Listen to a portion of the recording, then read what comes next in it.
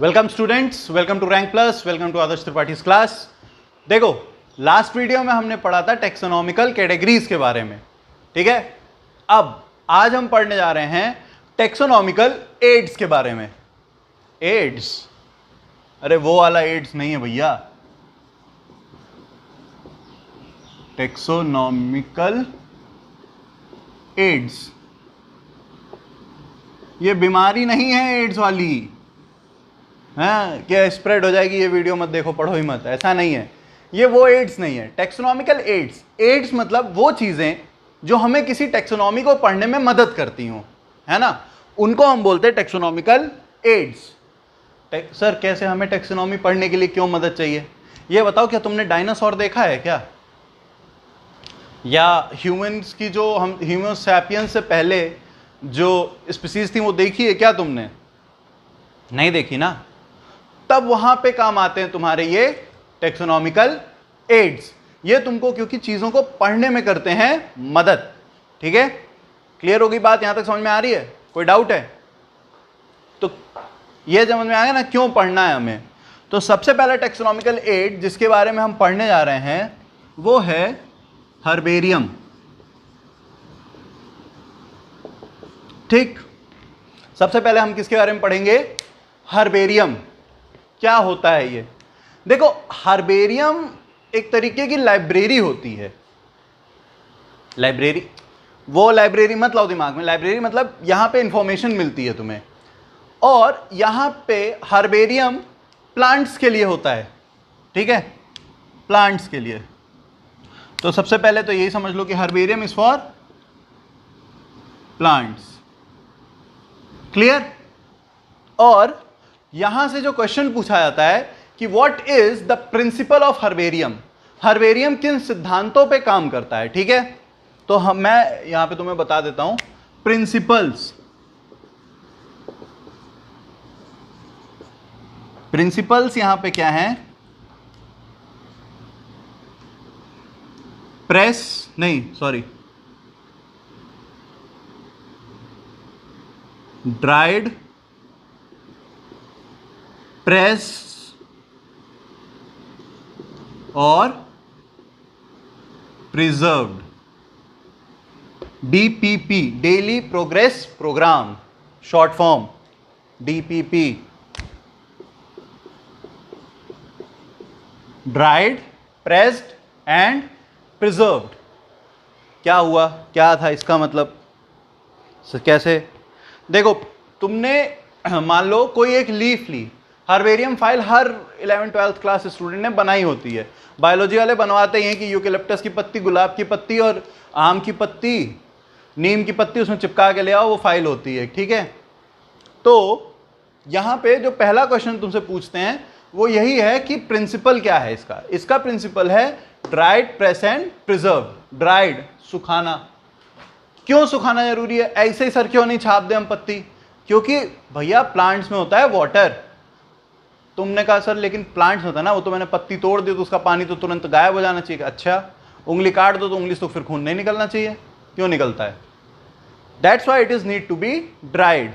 पहले उसको सुखाओगे, जब वो सुखाओगे तो क्या होगा? जब वाटर लॉस होता है, प्लाज्मोलिसिस होती है, तो क्या होती है? सेल श्रिंकेज, तो उसका शेप जो है वो डिफॉर्म हो जाएगा वहां पे। इसलिए तुम करोगे उसको प्रेस्ड, आयरन वाला प्रेस्ड नहीं, उसको प्रेस ऐसा करोगे, प्रेशराइज ऐसा करोगे कि वो फॉर्म में उसका शेप जो है वो नॉर्मल हो जाए, वो सीधी हो जाए, ठीक है।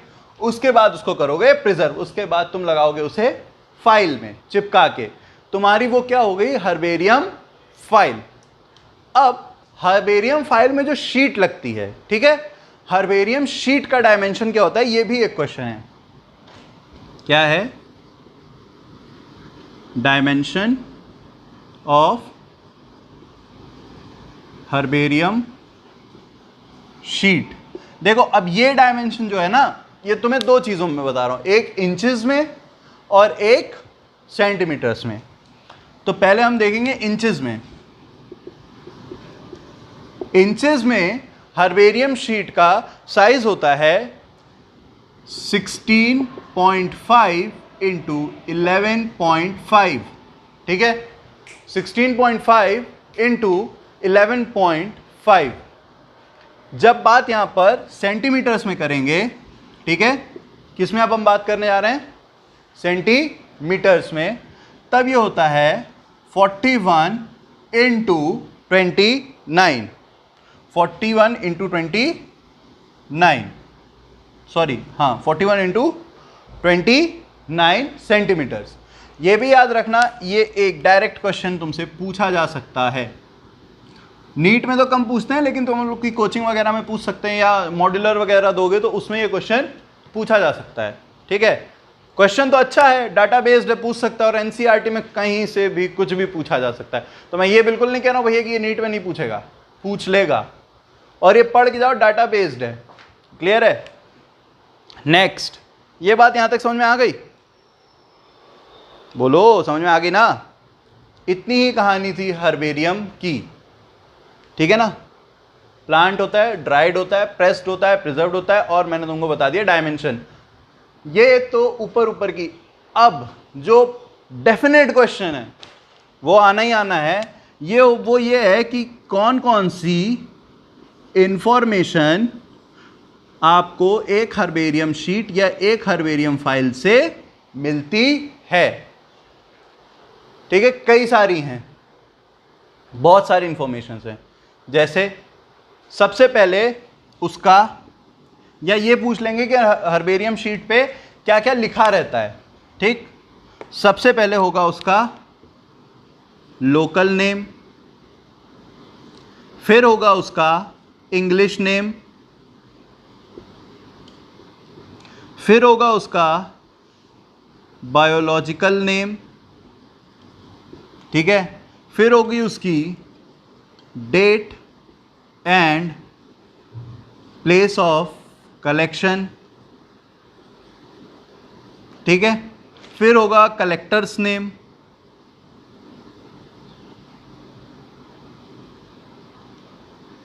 ठीक है ना? ये सारी चीजें, local name, English name, biological name, date and place of collection, collectors name, और उसकी फैमिली। कलेक्टर की फैमिली नहीं, वो जो प्लांट है उसकी family. Clear? Local name, English name, biological name, date and place of collection, collectors name, और family. ठीक है, यहां तक बात समझ में आई? ये पूरी कहानी हर्बेरियम की समझ में आ गई। अब एक नई चीज सुनो, ये डीपीपी थोड़ा नीचे लिख रहा हूं मैं, डीपीपी। हर्बेरियम को एक और नाम से जाना जाता है। क्या वो नाम है? It is also known as, plants के लिए यहां मिटा दे रहा हूं, प्लांट्स यहां लिख देते हैं, also known as quick referral system. Quick referral system. क्यों कहा जाता है उसे क्विक रेफरल सिस्टम? और पहली बात तो ये भी क्वेश्चन है कि कौन सी taxonomical aid, which one of the following taxonomical aid is known as a quick referral system? Zoo, botanical garden, key और हर्बेरियम। तो ऑप्शन है तुम्हारा, सही आंसर है तुम्हारा हर्बेरियम। ठीक है, क्यों कहते हैं इसको क्विक रेफरल सिस्टम? क्योंकि देखो ना, सिर्फ एक पन्ना देखोगे और तुम्हें कितनी चीजें पता चल जाएंगी। Local name, English name, biological name, date and place किसने कलेक्ट किया, और क्या उसकी फैमिली है। क्लियर हो गई बात यहां तक? इतनी कहानी समझ में आ गई हर्बेरियम की। शीट का डायमेंशन ये होता है, प्रिंसिपल क्या है ये याद रखना, ये और ऑर्डर में याद रखना, क्योंकि होता है क्या ना, हम इसको याद तो कई तरीके से कर लेते हैं, है ना, पीपीडी या कुछ भी, प्रेस, प्रिजर्व्ड एंड ड्राइड, है ना, लेकिन ऐसे नहीं, इसको सीक्वेंशियल ऑर्डर में करना, क्योंकि जब वो क्वेश्चन पूछते हैं ना तो वो तुम्हें 4 अलग कॉम्बो बना के दे देंगे, लेकिन सही यही है। तो तुमको ये नहीं देखना है कि उन्होंने सही सारे दिए हैं, तुम्हें ये देखना है कि इस ऑर्डर में दिए हैं कि नहीं। और मैंने तुमको वजह बता दी ना, पत्ती तोड़ोगे तो पत्ती में पानी होता है, तो उसको तुम सुखाओगे तो क्या हो गया, ड्राइड। अब ड्राई हो गई तो क्या हुआ, प्लाज्मोलिसिस हो गया, सेल श्रिंकेज हो गया। ठीक है, तो अब क्या करना है, उसको, उसका शेप बिगड़ गया, शेप को सही करने के लिए क्या करोगे, उसको प्रेस करोगे, और जब प्रेस होगी तो उसको एक शीट में चिपकाओगे जो प्रिजर्व करोगे। ठीक है, क्लियर बात यहां तक? चलो अगला टेक्सोनॉमिकल एड देखते हैं।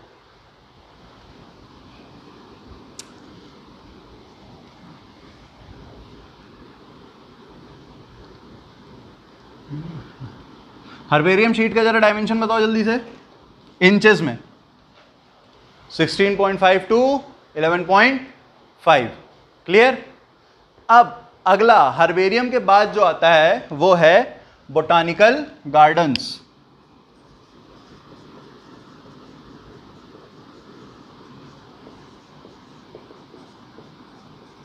क्या है? Botanical garden. बोटानिकल गार्डन क्या होते हैं? पहली बात, पहले तो बता दो प्लांट्स के लिए कि एनिमल के लिए। बोटानिकल गार्डन, बॉटनी की बात की है तो सबसे पहले क्या हो गया, ये भी है प्लांट्स के लिए। क्लियर हो गई बात? ये हो गया बोटानिकल गार्डन। ये होते हैं स्पेशल गार्डन्स। स्पेशल गार्डन्स क्यों होते हैं? यहाँ पे प्लांट्स जो हैं वो ऐरे गहरे तरीके से नहीं लगा दिए जाते कि बगीचा लगा दो अच्छा है, आम का फल मिलेगा, अमरूद खाएंगे और बढ़िया पीपल की छांव में सोएंगे। ये इस पर्पस से बनाए हुए गार्डन्स नहीं होते हैं। ये गार्डन्स बनाए जाते हैं for the purpose to study. यहाँ से स्टडी कैसे आसान होगी? मान लो तुम कहीं घूमने गए और तुम्हारा मन किया कि यार थोड़ा बॉटनी पढ़नी है मुझे, थोड़ा प्लांट्स के बारे में जानना चाहता हूँ, और तुमने पता किया कि भाई मान लो लखनऊ घूमने आए हो तुम। अब लखनऊ में तुम सहारा मॉल घूमते घूमते बगल में जाओगे तो तुमको दिखेगा क्या? Indian botanical garden. ठीक है। जब वहाँ पे तुम जाओगे और वहाँ पे जाके तुम पूछोगे कि मुझे ये बॉटनिकल गार्डन्स क्यों बनाए हैं, मुझे घूमना है इसको, तो वहाँ पे तुम देखोगे कि हर प्लांट के बाहर सामने एक बोर्ड लगा और उसमें डिटेल दी हुई होगी उसकी। एंजियोस्पर्मा एक तरफ होंगे, जिम्नोस्पर्म्स एक तरफ होंगे, हर्ब एक तरफ, श्रब्स एक तरफ, है ना। तो ये बेनिफिट है बॉटनिकल गार्डन्स को बनाने का। क्लियर हो गई बात? अब यहाँ से बॉटनिकल गार्डन से तुमसे डेफिनेशन नहीं पूछेगा, सीधे सीधे वो क्वेश्चन पूछेगा कि 3 बॉटनिकल गार्डन जो बुक में दिए हैं, कौन सा बॉटनिकल गार्डन कहाँ पर है। क्लियर? बस इतना ही वो पूछेगा। तो सबसे पहले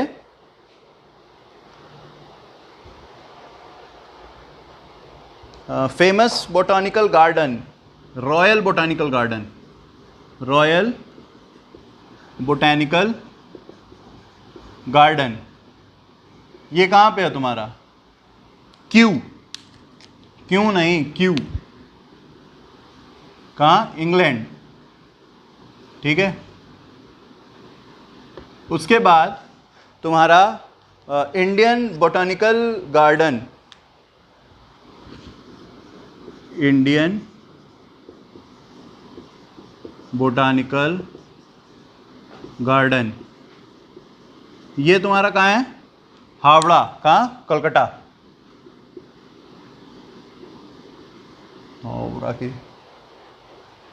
हावड़ा कोलकाता। ठीक है, क्लियर हो गई? हावड़ा कोलकाता या इंडिया, वो इंडिया में कोलकाता लिख दिया हूँ। दूसरा है national botanical garden, national botanical garden. ठीक है, ये तुम्हारा है लखनऊ, उत्तर प्रदेश।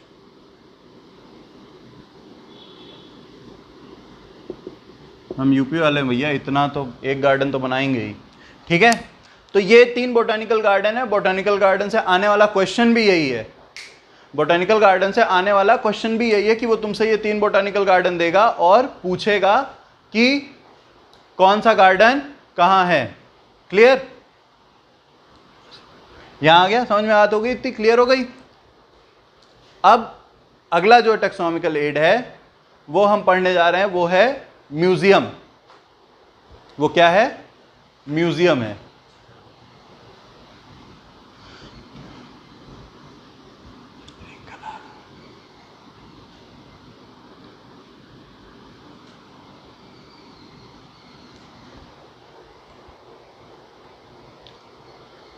ठीक है, अगला क्या है? म्यूजियम्स।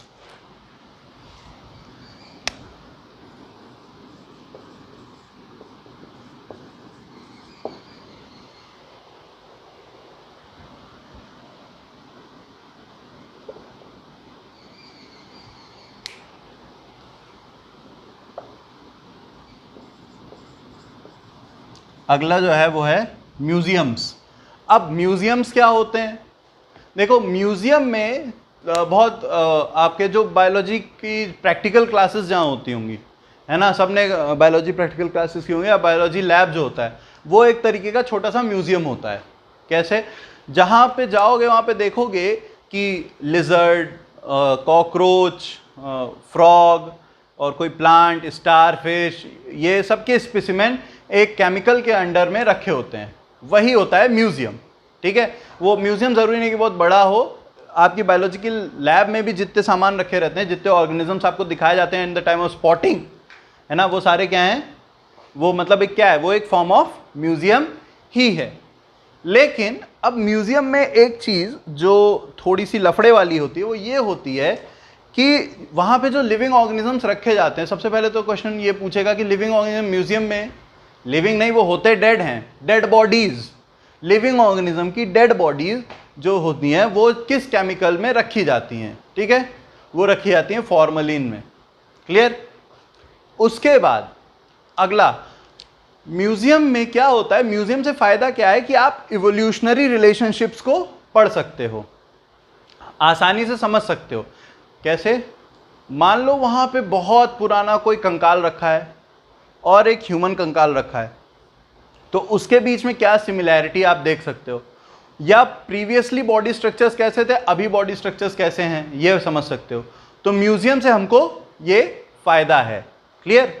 अब म्यूजियम में क्या करते हैं, जैसे कोई ह्यूमंस है, एनिमल है या बर्ड है, और लार्ज स्केल, बहुत लार्ज स्केल नहीं है, नॉर्मली है, ह्यूमन है, ह्यूमन जैसा है, या आपका कोई बर्ड है ऐसी, या डॉग है, या तो भालू है, तो क्या करते हैं, जब वो ऑर्गेनिज्म मर जाता है ना तो उसको काटते हैं, उसके सारे इंटरनल ऑर्गन्स को बाहर निकाल लेते हैं, ठीक है, और उसमें स्टफिंग करते हैं।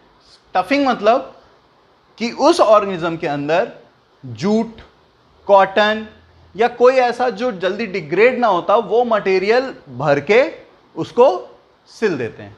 तो म्यूजियम में मैंने बता दिया ना कि वो स्टफिंग करते हैं, उसको डिग्रेड ना हो ऐसा भर के, और उसको एज अ प्रोटोटाइप वहाँ पे रख देते हैं। अब कोई बहुत बड़ा ऑर्गेनिज्म है, तब क्या करेंगे?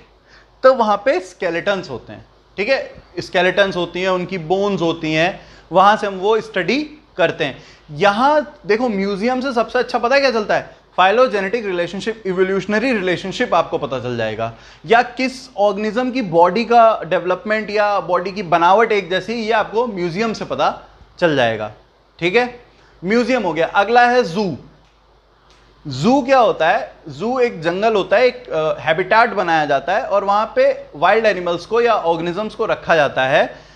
वहाँ पे बेसिक चीज़ क्या है जू की, कि वहाँ पे कोशिश ये की जाती है to provide them more or less much similar habitat from where they belong. मतलब कि जू में हम कोशिश ये करते हैं कि हम उनको वैसा ही वातावरण, वैसा ही माहौल दें उन ऑर्गेनिजम्स को रहने का, जैसे वो रहने के आदी हैं, जैसे वो रहने चाहिए।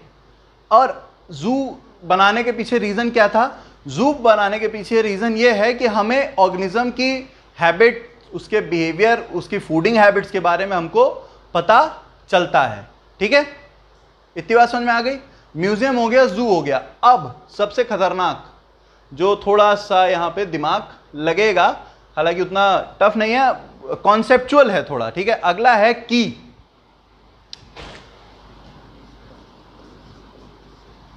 ठीक है, अगला क्या है? की क्या होता है? की एक तरीके का सेटअप है जिसमें हम दो कैरेक्टर्स को लेते हैं, दो कंट्रास्टिंग कैरेक्टर्स को लेते हैं, जैसे ब्लैक और व्हाइट, हॉट और कोल्ड। ठीक है, इन दो कैरेक्टर्स को लेते हैं, इसके बेसिस पे हम ऑर्गेनिजम्स को जज करते हैं, जिसमें एक को एक्सेप्ट करते हैं, दूसरे को रिजेक्ट करते हैं। क्लियर? आई बात समझ में? की क्या है? एक टेक्सोनॉमिकल कैटेगरी है जिसमें आप आइडेंटिफिकेशन ऑफ प्लांट्स और एनिमल्स करते हो on the basis of their similarities and dissimilarities. Clear? क्या है देखो, यहां पे classification of plants and animals on the basis of their similarities and dissimilarities. ठीक है, ऑर्गेनिजम्स का क्लासिफिकेशन, प्लांट्स और एनिमल का classification on the basis of their similarities and dissimilarities. Clear? अब यहां पे दो वर्ड तुम सीखोगे, एक कपलेट और एक लीड. ठीक है, क्या? कपलेट और लीड. मैंने तुमको अभी बताया कि हम दो कंट्रास्टिंग कैरेक्टर्स को लेते हैं. तो दो कंट्रास्टिंग कैरेक्टर्स जो दो स्टेटमेंट लिए जाते हैं, ठीक है, जो दो कंट्रास्टिंग कैरेक्टर्स लिए जाते हैं वो होते हैं कपलेट. मान लो ये है सेंटेंस ए और ये है सेंटेंस बी. ठीक है, जब मैं कलेक्टिवली इन दोनों की बात करूंगा तो मैं इनको बोलूंगा कपलेट. अरे सुनो सुनो सुनो, आजकल तो ट्रेंड है कपल्स, है ना. कपल्स में क्या होता है, एक लड़का होता है एक लड़की होती है, उन्हें कपल्स बोलते हो ना. They have a different characters. तो ए और बी दोनों कंट्रास्टिंग कैरेक्टर है. लड़का मस्त स्मार्ट सा होगा, लड़की ऐसे ही होगी, है ना. मजाक कर रहे हो लौंडो, उछलो मत, सच्चाई सबको पता है. ठीक है, तो वो आप क्या कर रहे हो, उनको जब साथ में हो तो उनको आप बोलते हो कपल्स. ठीक है, तो वही चीज है यहां पे कपलेट. लेकिन जब बात मैं सिर्फ ए की करूंगा, ठीक है, या बात मैं सिर्फ बी की करूंगा, तो हम क्या बोलेंगे उसको, लीड. क्या बोलेंगे, मतलब एक कपलेट में दो स्टेटमेंट होते हैं और उन दो स्टेटमेंट्स के बारे में जब हम इंडिविजुअली बात करेंगे तब वो कहलाएंगे लीड. ठीक है, समझ में आ गई बात, कपलेट और लीड. और ये याद रखना था, यही क्वेश्चन है. दो स्टेटमेंट्स के साथ में पढ़ लो कपलेट, अलग अलग पढ़ लो लीड. क्लियर? और यहां पे ऑर्गेनिज्म का क्लासिफिकेशन हो रहा है on the basis of their similarities and their dissimilarities. इतनी बात समझ में आई? कोई डाउट? अब इसके बाद और चीजें होती हैं. क्या होती हैं, देखो, फ्लोरा होता है, फौना होता है, मोनोग्राफ होता है, ठीक है, कैटलॉग होता है, ये सारी चीजें होती हैं. ठीक, फ्लोरा और फाउना, पहले तो दो समझो, फ्लोरा फाउना.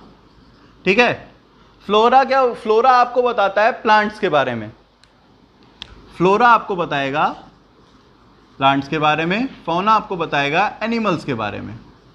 क्या बताएगा ये तो बताओ सर. किसी भी लोकेलिटी में या किसी भी एक एरिया में जो डिटेल्ड इंफॉर्मेशन अबाउट प्लांट्स देगा वो देगा फ्लोरा, या जो डिटेल्ड इंफॉर्मेशन एनिमल के बारे में देगा वो देगा फौना. क्लियर? फ्लोरा और फौना समझ में आया? अब मैं यहां पे कुछ लिख रहा हूं, उसको देखो और समझो. Temperature, humidity,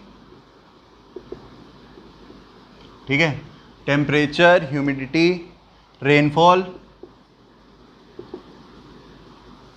snowfall,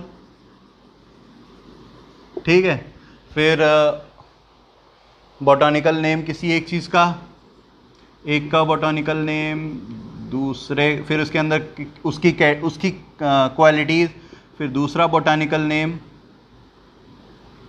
botanical name, biological name, भाई सॉरी, बायोलॉजिकल नेम, ठीक है, दूसरे का बायोलॉजिकल नेम, उसकी क्वालिटीज़, और फिर तीसरा बायोलॉजिकल. तो समझो, temperature, humidity, rainfall, snowfall, biological names, जो अगर ये एनिमल के बारे में बता रहा है, ये वाला पूरा डाटा अगर हम एनिमल के बारे में स्टडी कर रहे हैं तो उसको बोलेंगे फाउना. ठीक है, अगर यही चीज़ हम प्लांट्स के लिए पढ़ रहे हैं उसको हम बोलेंगे फ्लोरा. क्लियर? फ्लोरा और फाउना क्या है, समझ में आया? यहां तक बात समझ में आई? जब अब यहां पर तुम सिर्फ बायोलॉजिकल नेम्स पढ़ रहे हो। क्या कर रहे हो? सिर्फ बायोलॉजिकल नेम पढ़ रहे हो, है ना? तो वो क्या है? वो होगा तुम्हारा catalogue.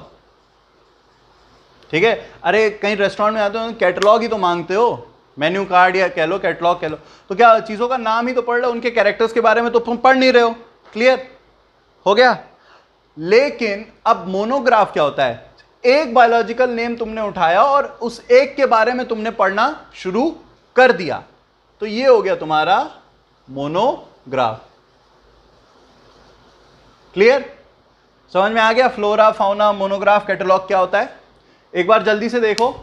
Temperature, humidity, rainfall, snowfall, biological name, characteristic, group किया, एनिमल्स के बारे में है तो फाउना, प्लांट्स के बारे में है तो फ्लोरा। अगर बायोलॉजिकल नेम के साथ साथ मैं उनके कैरेक्टर्स भी पढ़ रहा हूं तो वो क्या है? कैटलॉग है। और अगर सिर्फ एक बायोलॉजिकल नेम उठा रहा हूं, एक ऑर्गेनिज्म उठा रहा हूं और उसका डिस्क्रिप्शन में पढ़ रहा हूं तो वो हो गया मोनोग्राफ। ठीक है? यहां तक बात क्लियर हो गई? तो भैया अगर ये बात आपको हो गई है क्लियर, तो with this the living word is over. जो भी डाउट हो वीडियोस में छोड़ देना, क्वेश्चंस में देख के आंसर कर दूंगा।